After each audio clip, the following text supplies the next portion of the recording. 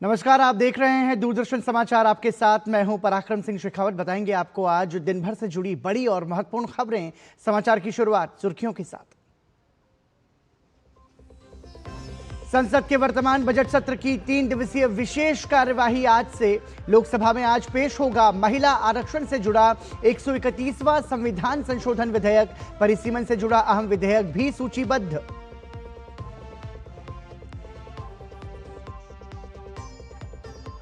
प्रधानमंत्री नरेंद्र मोदी और ऑस्ट्रिया के संघीय चांसलर डॉक्टर क्रिश्चियन स्टॉकर की मुलाकात आज। कई अहम मुद्दों पर होगी चर्चा। भारत ऑस्ट्रिया साझेदारी को मिलेगी मजबूती।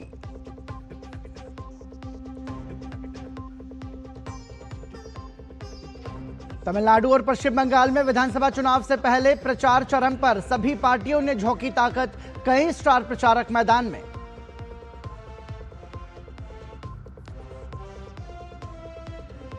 पश्चिम एशिया संघर्ष के बीच अमेरिका ने ईरान के तेल उद्योग पर लगाए और कड़े प्रतिबंध। 30 दिन के लिए दी गई राहत को नहीं बढ़ाया जाएगा आगे। वैश्विक तेल आपूर्ति और कीमतों पर असर संभव।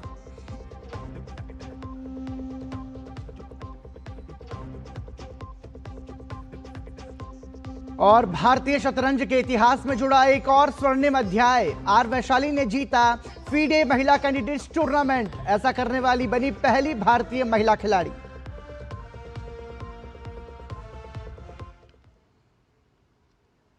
और सुर्खियों के बाद आइए अब खबरों पर नजर डालते हैं विस्तार से। संसद के वर्तमान बजट सत्र की विशेष कार्यवाही आज से शुरू हो रही है। 18 अप्रैल तक चलने वाले इस सत्र के दौरान संविधान संशोधन विधेयक, परिसीमन विधेयक और केंद्र शासित प्रदेश कानून संशोधन विधेयक पेश होने हैं। संसद के विशेष सत्र को लेकर सभी दल अपनी अपनी तैयारी में लगे हैं। भाजपा और कांग्रेस ने अपने सांसदों को संसद में उपस्थित रहने के निर्देश दिए हैं। वहीं नारी शक्ति वंदन अधिनियम में संशोधन विधेयक और परिसीमन विधेयक को लेकर राजनीतिक गतिविधियां तेज हो गई हैं।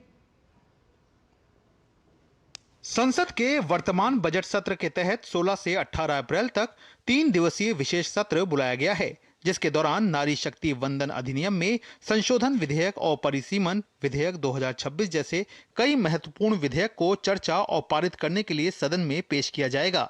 संसद के इस सत्र में जो विधेयक पेश होने हैं उनमें संविधान विधेयक 2026, परिसीमन विधेयक 2026, केंद्र शासित प्रदेश कानून विधेयक 2026 शामिल है। संविधान संशोधन बिल के जरिए देश की लोकसभा और राज्यों, केंद्र शासित प्रदेशों की विधानसभाओं में महिलाओं को 1/3 आरक्षण देने का प्रावधान है। बिल के मसौदे के मुताबिक लोकसभा की कुल सीटें बढ़ाकर अधिकतम 850 करने का प्रस्ताव है। 815 सीट राज्य में और 35 लोकसभा सीटें केंद्र शासित प्रदेशों की शामिल होंगी। प्रस्तावित बिल में परिसीमन के जरिए राज्यवार लोकसभा सीटें बढ़ाने का जिक्र किया गया है। गौरतलब है कि लोकसभा और राज्यों की विधानसभा सीट संख्या में परिसीमन के बाद बढ़ोतरी की जानी है। सीटों की संख्या में बढ़त वर्ष 2011 की जनगणना के आंकड़ों के आधार पर होनी है। पीएम मोदी ने देश की नारी शक्ति को पत्र भी लिखा है। सरकार चाहती है कि लोकसभा और राज्यों की विधानसभाओं में जल्द से जल्द महिलाओं को 1/3 सीट आरक्षित हो सके। इसके मद्देनजर ये संविधान संशोधन बिल लाया जा रहा है, जिससे वर्ष 2029 के लोकसभा चुनाव में महिला आरक्षण को लागू किया जा सके। नारी शक्ति वंदन अधिनियम में संशोधन विधेयक को लेकर देश भर में और समाज के हर वर्ग में उत्साह का माहौल है। लगभग सभी दलों ने इसके समर्थन की बात कही है। पूर्व राष्ट्रपति प्रतिभा पाटिल, पूर्व लोकसभा अध्यक्ष मीरा कुमार और बहुजन समाज पार्टी की प्रमुख मायावती ने महिला आरक्षण अधिनियम में संशोधन की पहल का स्वागत करते हुए कहा कि ये कदम विधायी निकायों में महिलाओं का अधिक प्रतिनिधित्व सुनिश्चित करके भारत के लोकतांत्रिक ढांचे को मजबूत करेगा। नई दिल्ली में इंडी ब्लॉक की बैठक के बाद कांग्रेस के राष्ट्रीय अध्यक्ष मल्लिकार्जुन खड़गे ने कहा कि हम सब महिला आरक्षण बिल के पक्ष में हैं। हम सभी महिला आरक्षण विधेयक के समर्थन में हैं, लेकिन जिस तरीके से इसे लाया गया है उस पर हमें आपत्ति है और ये राजनीतिक रूप से प्रेरित लगता है। मैं जानती हूं कि इस देश की एक एक मात्र शक्ति की आवाज कल संसद में आगाज बनकर उद्घोषित रूप में देखी जाएगी और आप सबके माध्यम से मैं सभी राजनीतिक दलों से ये निवेदन करती हूं, करबद्ध प्रार्थना करती हूं कि आप सब राजनीतिक स्वार्थ छोड़कर, दल और विचारधारा की भिन्नता छोड़कर सर्वसम्मति से इस संशोधन को पारित करिए। वहीं परिसीमन विधेयक को लेकर इंडी गठबंधन में बड़ा टकराव देखने को मिल रहा है। एक ओर जहां डीएमके और कांग्रेस इसका विरोध करती दिख रही हैं, तो वहीं महबूबा मुफ्ती की पीडीपी इसके समर्थन में आगे आई है।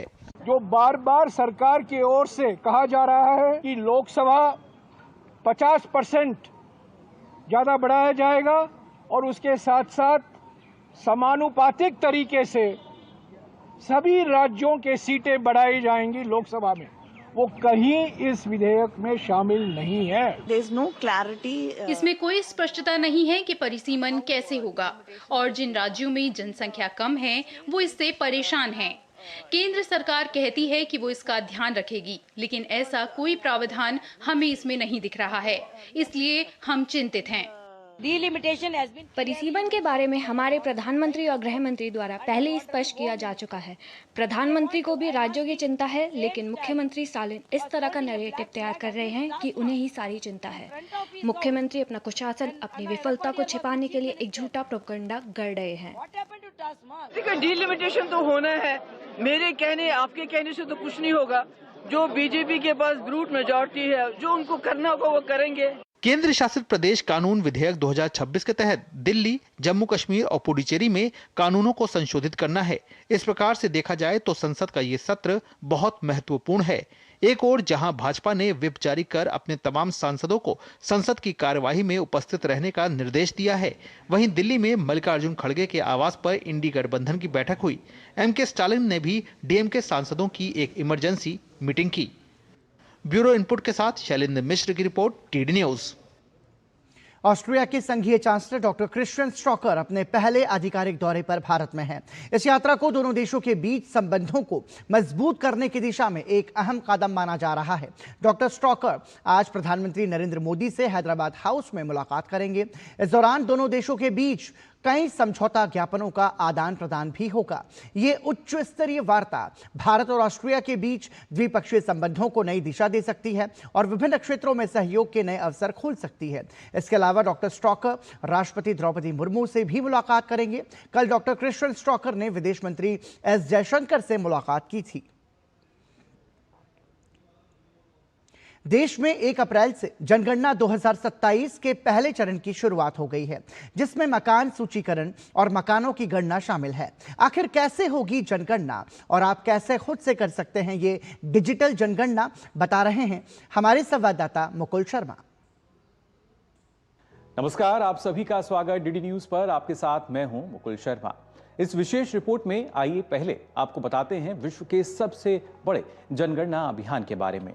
जी हां, भारत में विश्व का सबसे बड़ा जनगणना अभियान जनगणना 2027 शुरू हो चुका है।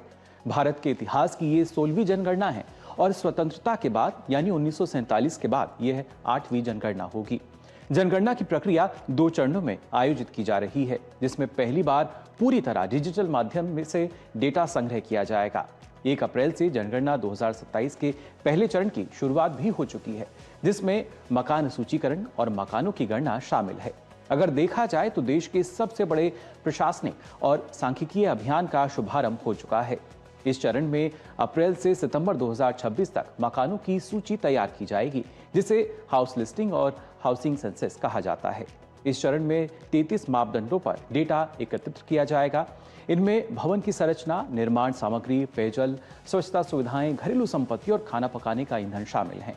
यह चरण राज्यों और केंद्र शासित प्रदेशों में चरणबद्ध तरीके से आयोजित किया जाएगा और आगे की जनसंख्या गणना की ये नींव रखेगा। दुनिया की सबसे बड़ी जनगणना में करीब अगर देखा जाए तो 30 लाख से अधिक कर्मी शामिल होंगे। अब आइए आपको बताते हैं जनगणना के महत्व के बारे में।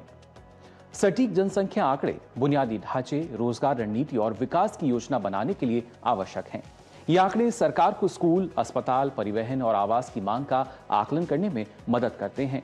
इसके अलावा प्रवासन, प्रजनन दर और कार्यबल में भागीदारी जैसे जनसांख्यिकीय रुझानों के आधार पर दीर्घकालिक नीतियों का निर्माण किया जाता है। इसके अलावा कल्याणकारी योजनाओं के लिए भी जनगणना डेटा महत्वपूर्ण है। यह सब्सिडी, खाद्य वितरण, आवास योजना और स्वास्थ्य सेवाओं के सही और निष्पक्ष वितरण का आधार बनता है। आंकड़ों के बिना लाभों को कुशलतापूर्वक लक्षित करना मुश्किल हो जाता है। ऐसे में आवंटन की सटीकता प्रभावित हो सकती है। सही आंकड़ों के साथ जनगणना 2027 अगले दशक के लिए एक आधारभूत डेटा सेट के रूप में काम करेगी। आइए बात करते हैं जनगणना शुरू करने की गौरवशाली परंपरा के बारे में। देश के प्रथम नागरिक द्वारा जनगणना शुरू करने की गौरवशाली परंपरा को कायम रखते हुए राष्ट्रपति द्रौपदी मुर्मू ने स्वयंगणना विकल्प के माध्यम से इस राष्ट्रीय गणना प्रक्रिया की शुरुआत की। जिसके बाद हमने देखा उपराष्ट्रपति सीपी राधाकृष्णन, प्रधानमंत्री नरेंद्र मोदी, लोकसभा अध्यक्ष ओम बिरला और गृह मंत्री अमित शाह समेत कई केंद्रीय मंत्री स्वयंगणना से जुड़कर उन्होंने अपनी जानकारी स्वयं ऑनलाइन वो भर चुके हैं। आखिर स्वयंगणना यानी सेल्फ एन्यूमरेशन की प्रक्रिया क्या है, आइए बताते हैं आपको। जनगणना 2027 में सरकार ने एक नई सुविधा शुरू की है जिसे स्वयंगणना यानी सेल्फ एन्यूमरेशन कहा जाता है। स्वयंगणना एक सुरक्षित और वेब आधारित सुविधा है जो 16 क्षेत्रीय भाषाओं में उपलब्ध है। इसके अंतर्गत निवासी अपने परिवार संबंधी विवरण को स्वयं ऑनलाइन भर सकते हैं। राज्य या संघ राज्य क्षेत्र द्वारा अधिसूचित अवधि के अनुसार स्वयंगणना प्रगणक द्वारा घर घर जाकर किए जाने वाले मकान सूचीकरण एवं मकानों की गणना के प्रारंभ होने से 15 दिन पूर्व सक्रिय रहेगा। जैसे जिन राज्यों या केंद्र शासित प्रदेशों में स्वयंगणना 1 अप्रैल से 15 अप्रैल तक चली, वहां 16 अप्रैल से 15 मई तक मकान सूचीकरण और मकानों की गणना की प्रक्रिया रहेगी। राज्यों के अनुसार स्वयंगणना की अवधि शुरू होने की तिथि और इसकी सक्रिय अवधि पोर्टल पर जाकर आप देख सकते हैं। स्वयंगणना पोर्टल पर जाने के लिए आप बता दें, आधिकारिक वेबसाइट censusindia.gov.in पर जाकर स्वयंगणना का विकल्प चुनें। जिसके बाद आप se.census.gov.in पर पहुंच जाएंगे। इसके बाद सूची से अपना राज्य या संघ राज्य क्षेत्र चुनें और आगे बढ़ने के लिए कैप्चा दर्ज कराएं। आगे बढ़ने के बाद परिवार के मुखिया का नाम दर्ज करना होगा। ये ध्यान रखना होगा कि एक बार पंजीकरण के बाद मुखिया का नाम बदला नहीं जा सकता। इसके बाद परिवार के किसी भी सदस्य का मोबाइल नंबर दर्ज कराना होगा। प्रत्येक परिवार के लिए केवल एक मोबाइल नंबर का उपयोग किया जाना चाहिए और वह नंबर किसी अन्य परिवार के लिए उपयोग नहीं किया जा सकता। रजिस्टर्ड नंबर पर एक OTP आता है। इस OTP के माध्यम से सत्यापन किया जाता है। इसके बाद नागरिकों को अपने निवास स्थान की जानकारी देनी होगी, जैसे जिला, शहर या गांव, स्थानीय क्षेत्र और कोई नजदीकी पहचान जिसे लैंडमार्क हम कहते हैं। फिर एक डिजिटल मानचित्र, अपने घर का सटीक स्थान उस पर आपको चिन्हित करना होगा, जिससे जनगणना अधिकारी को आपका घर ढूंढने में आसानी होगी। इसके बाद कुछ प्रश्नों के जवाब देने होंगे जिसमें मकान और परिवार से संबंधित विभिन्न प्रश्न शामिल हैं। सभी जानकारी भरने के बाद उपयोगकर्ता को पूरी जानकारी की जांच करनी चाहिए, जिससे कहीं कोई गलती हो तो उसको सुधारा जा सके। और आखिर में बस सबमिट बटन पर क्लिक करके फॉर्म जमा किया जा सकता है। इसके बाद एक विशेष SC ID यानी स्वयंगणना पहचान संख्या प्राप्त होती है। इस ID को सुरक्षित रखना आवश्यक है, क्योंकि जब जनगणना अधिकारी आपके घर पहुंचेंगे तो यही ID आपको दिखानी होगी। किसी कारण से अगर ID खो जाती है या इससे पंजीकृत मोबाइल नंबर के माध्यम से आप इस ID को दोबारा से भी प्राप्त कर सकते हैं। वहीं इसके दूसरे चरण की शुरुआत फरवरी 2027 में होगी, जिसमें पॉपुलेशन एन्यूमरेशन यानी जनसंख्या गणना की जाएगी, जिसमें व्यक्तिगत जानकारी दर्ज की जाएगी। जनगणना अधिनियम 1948 के तहत एकत्रित सभी आंकड़े पूरी तरह गोपनीय रखे जाते हैं। जनगणना 2027 के लिए उपयोग किए जा रहे डिजिटल उपकरण उच्च स्तरीय डेटा सुरक्षा सुनिश्चित करने के लिए मजबूत इंक्रिप्शन और बहुस्तरीय प्रमाणीकरण से युक्त हैं। यह जनगणना केवल आंकड़ों का संग्रह नहीं, बल्कि राजनीतिक प्रतिनिधित्व, सामाजिक न्याय और आर्थिक योजना के लिए एक महत्वपूर्ण आधार भी साबित होगी। तो फिलहाल के लिए इस रिपोर्ट में बस इतना ही। दीजिए अनुमति। नमस्कार। और इसी के साथ यहाँ रुक रहे हैं एक छोटे से ब्रेक के लिए। बने रहिए हमारे साथ।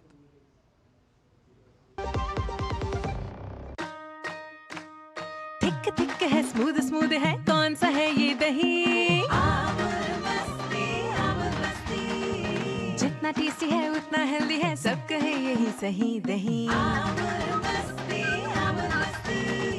ऐसे ही खाया या डिश पकाया, जो भी बनाया उसको पचाया, सबसे बेस्ट ये दही। हेल्दी, टेस्टी और थिक दही, अमूल मस्ती दही, हर घर में घुल जाए, हर दिल में जम जाए, सबसे बेस्ट ये दही।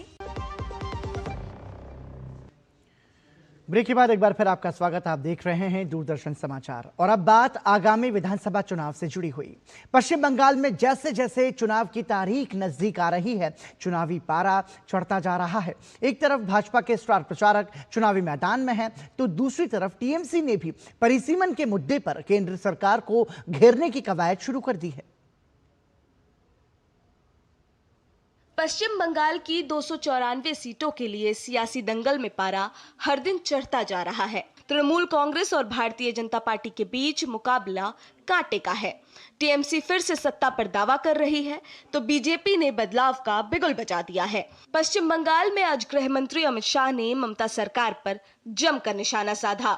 दार्जिलिंग में एक चुनावी रैली को संबोधित करते हुए केंद्रीय गृह मंत्री अमित शाह ने कहा कि भाजपा की सरकार बनते ही गोरखाओं की समस्याओं का समाधान किया जाएगा और गोरखाओं पर लगे झूठे केसों को वापस लिया जाएगा। भाजपा की सरकार बनने के साथ ही बंगाल में घुसपैठ तो रुकेगी ही, गुंडा राज का अंत तो आएगा ही। जिस प्रकार से सिंडिकेट और माफियाओं का शासन है, इसका अंत आएगा ही। दार्जिलिंग की पहाड़ियों पर हजारों गोरखाओं पर हजारों गलत केस कर पुलिस राज जो स्थापित किया है, इसका भी अंत आएगा। अमित शाह ने राजगंज और जलपाईगुड़ी में भी जनसभा को संबोधित किया। उन्होंने टीएमसी को सीधे चुनौती देते हुए कहा कि गरीबों की हकमारी करने वाले टीएमसी सिंडिकेट का नामो निशान मिटने वाला है। जलपाईगुड़ी टिम्बर और टूरिज्म के लिए जाना जाता था। ममता दीदी ने इसके अंदर चौथा टी जोड़ा, टीयर्स का टी, आंसुओं का टी। 23 अप्रैल को ममता का हिसाब आप बरोबर कर दो, गुंडों का हिसाब हम बरोबर कर देंगे, हम बरोबर कर देंगे। पश्चिम बंगाल में कानून व्यवस्था और महिला सुरक्षा इस बार बीजेपी के एजेंडे में सबसे ऊपर है। दूसरी ओर टीएमसी और ममता बनर्जी ने भी प्रचार अभियान में पूरी ताकत झोंक दी है। ममता बनर्जी 226 से ज्यादा सीटों पर जीत का दावा कर रही हैं। दूसरी तरफ टीएमसी ने परिसीमन और महिला आरक्षण विधेयक पर भी सवाल उठाए हैं। वुमेन बिल तो पहले ही पास कर दिया गया है 2023 में, सर्वसम्मति से किया गया है। और इस समय जब चुनाव चल रहे हैं, 40 तमिलनाडु के और 42 बंगाल के एमपी इलेक्शन में हैं, यानी कि आप ये समझें कि 82 MPs out of 543 MPs busy हैं। तो क्या ऐसी जल्दी थी? सिर्फ ये है राजनीति का खेल खेल रहे हैं। वैसे तो देश में 5 राज्यों में विधानसभा चुनाव हो रहे हैं, लेकिन सबसे ज्यादा सुर्खियां पश्चिम बंगाल चुनाव ही बटोर रहा है। भाजपा ने इसे सिंडिकेट बनाम विकास की लड़ाई बताया है। दूसरी तरफ ममता बनर्जी भी पूरी ताकत से भाजपा को चुनौती दे रही हैं। अब जनता तय करेगी कि बंगाल में परिवर्तन होगा या टीएमसी की सत्ता बरकरार रहेगी। असम के मुख्यमंत्री हिमंता बिस्वा शर्मा आज पश्चिम बंगाल में भाजपा उम्मीदवारों के समर्थन में चुनाव प्रचार करेंगे।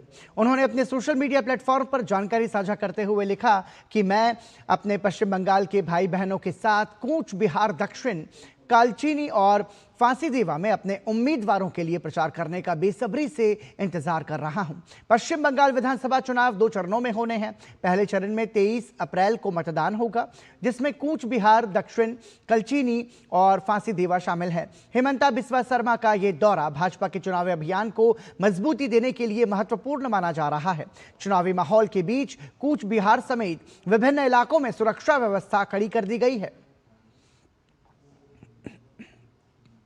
और अब बात तमिलनाडु की, जहां विधानसभा चुनावों में इस बार दिलचस्प त्रिकोणीय मुकाबला देखने को मिल रहा है। डीएमके जीत का दावा कर रही है, लेकिन एआईएडीएमके भाजपा गठबंधन ने मुकाबले को कांटे का बना दिया है। देखना यह है कि क्या इस बार चुनावों में जनता किसके हक में फैसला सुनाएगी। तमिलनाडु में 23 अप्रैल को होने वाले विधानसभा चुनाव राज्य के इतिहास के सबसे दिलचस्प मुकाबलों में से एक बन चुके हैं। एक तरफ पारंपरिक द्रविड़ राजनीति तो दूसरी तरफ इस बार नए खिलाड़ियों और बदलते समीकरणों ने मुकाबले को त्रिकोणीय बना दिया है। इतना तो तय है कि चुनाव में इस बार कोई भी आसानी से हार मानने को तैयार नहीं। बीजेपी ने तमिलनाडु में अपनी पूरी ताकत लगा दी है। पीएम नरेंद्र मोदी ने एनडीए उम्मीदवारों के समर्थन में नागरकोविल में रोड शो किया। इस रोड शो में उमड़ा जनसैलाब और कार्यकर्ताओं का उत्साह विपक्ष के लिए खतरे की घंटी है।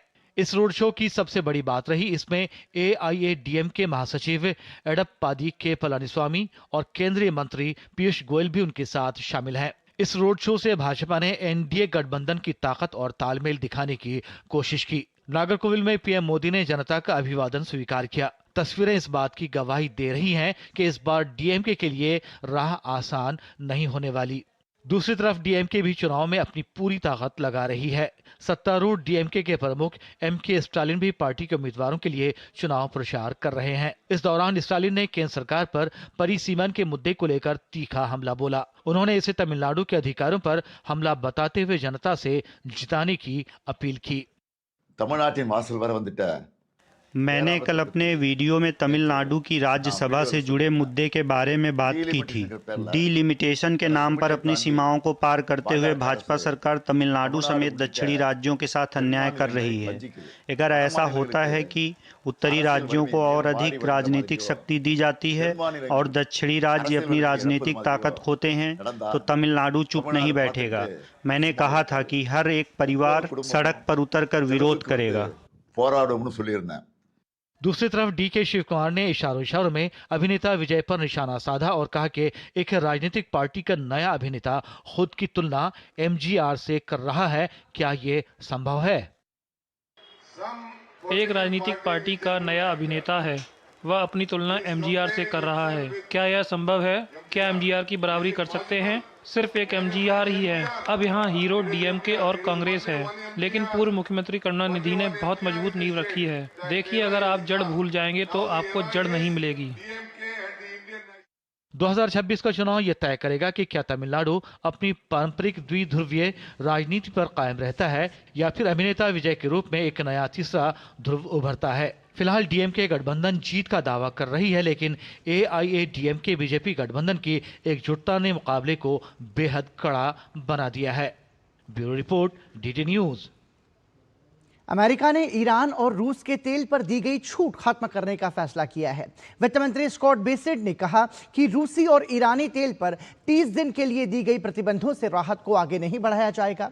उन्होंने स्पष्ट किया कि ये छूट 11 मार्च से पहले समुद्र में मौजूद तेल तक सीमित थी, जिसका उपयोग अब हो चुका है। बता दें कि ईरान के लिए दी गई ये छूट 19 अप्रैल को समाप्त हो रही है। इस फैसले को ट्रंप प्रशासन की उस नीति के अंत के रूप में देखा जा रहा है जिसके तहत वैश्विक तेल आपूर्ति बढ़ाने और ऊर्जा कीमतों को नियंत्रित करने के लिए छूट दी गई थी। वहीं अन्य घटनाक्रमों के मद्देनजर अमेरिका और ईरान के तनावपूर्ण संबंधों के बीच एक बार फिर से कूटनीति पहल की संभावना तेज हो गई है। पहले दौर की नाकाम बातचीत के बाद व्हाइट हाउस की प्रेस सचिव कैरोलिन लिविट ने बताया कि ईरान के साथ दूसरे दौर की बातचीत पर चर्चा चल रही है। उन्होंने इस बात का संकेत भी दिया। वहीं अमेरिका ने ईरान के बंदरगाहों पर समुद्री नाकाबंदी लागू कर दी है। इसमें ईरानी बंदरगाहों से निकलने या उनमें प्रवेश करने वाले जहाजों को रोकने की कार्रवाई की जा रही है। अमेरिकी सेनाओं के यूएस सेंट्रल कमांड सेंटकॉम ने अपने बयान में बताया कि इस नाकेबंदी को पूरी तरह से लागू किया गया है। इससे ईरान का समुद्री आर्थिक व्यापार पूरी तरह से रुक गया है। इस ब्लॉक में कई जहाजों को वापस रोक दिया गया है या उनके मार्ग बदलने के निर्देश दिए गए हैं।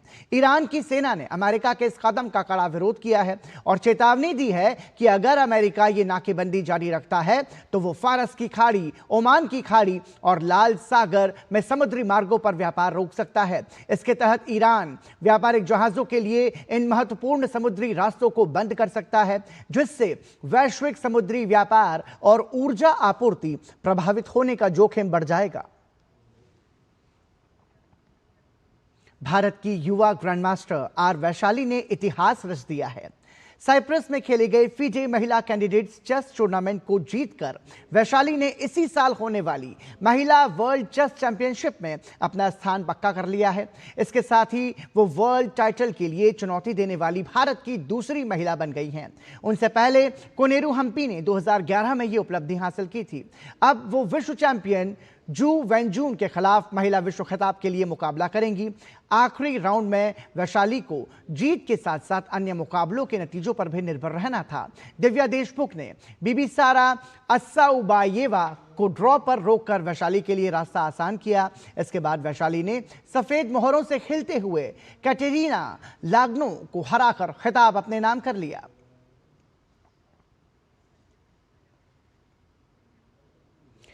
आज हम याद कर रहे हैं सिनेमा की दुनिया के उस महान कलाकार को जिन्होंने बिना शब्दों के पूरी दुनिया को हंसाया भी और रुलाया भी। जी हां, हम बात कर रहे हैं महान कॉमेडियन चार्ली चैपलिन की, जिनकी आज जयंती है। चार्ली चैपलिन ऐसी शख्सियत हैं जिन्होंने अपने अभिनय से पूरी दुनिया में काफ़ी शोहरत हासिल की। आइए उनके जन्मदिन के मौके पर जानते हैं उनके जीवन से जुड़ी कुछ अनोखे किस्से और छोड़े जाते हैं इस खास रिपोर्ट के साथ। नमस्कार। क्या आप जानते हैं कि दुनिया का सबसे मुश्किल काम क्या है? नहीं ना, सबसे मुश्किल काम है लोगों के चेहरों पर मुस्कुराहट बिखेरना, उन्हें हंसाना, गुदगुदाना, वो भी बिना कुछ बोले। ये कहानी ऐसे ही एक कलाकार की है जिसने बिना किसी संवाद के पूरी दुनिया को हंसाया, लोगों को गुदगुदाया। ये कहानी है चार्ली चैपलिन की। साल 1889 में जन्मे चैपलिन का बचपन से ही संघर्षपूर्ण था। एक ओर पिता ने साथ छोड़ा तो दूसरी ओर मां गंभीर बीमारी से जूझती रहीं। सिर्फ 5 साल की उम्र में पहली बार चैपलिन मंच पर लोगों के सामने आए और उस एक पल ने पूरी सिनेमा का भविष्य ही बदल दिया। साल 1914 में फिल्मों में कदम रखते ही उन्होंने लिटिल ट्रैम्प किरदार को जन्म दिया, एक ऐसा आम इंसान जो पूरी दुनिया का आइकन बन गया। The kid, the gold rush और सिटी लाइट्स जैसी फिल्मों के जरिए उन्होंने हास्य और भावनाओं का ऐसा मेल दिखाया जिसने साइलेंट सिनेमा को नई पहचान दी। मॉडर्न टाइम्स में उन्होंने औद्योगिकीकरण पर व्यंग किया और द ग्रेट डिक्टेटर में फांसीवाद के खिलाफ बेखौफ आवाज उठाई। रचनात्मक स्वतंत्रता के प्रतीक बने चैपलिन ने यूनाइटेड आर्टिस्ट्स की सह स्थापना की और अपने काम पर पूरा नियंत्रण हासिल किया। वर्ष 1972 में जब वे अमेरिका लौटे तो उन्हें मानद ऑस्कर से सम्मानित किया गया और साथ ही मिला इतिहास का सबसे लंबा स्टैंडिंग ओवेशन। चार्ली चैपलिन सिर्फ एक कॉमेडियन नहीं बल्कि एक क्रांतिकारी कलाकार थे जिनकी विरासत आज भी सिनेमा को दिशा देती है।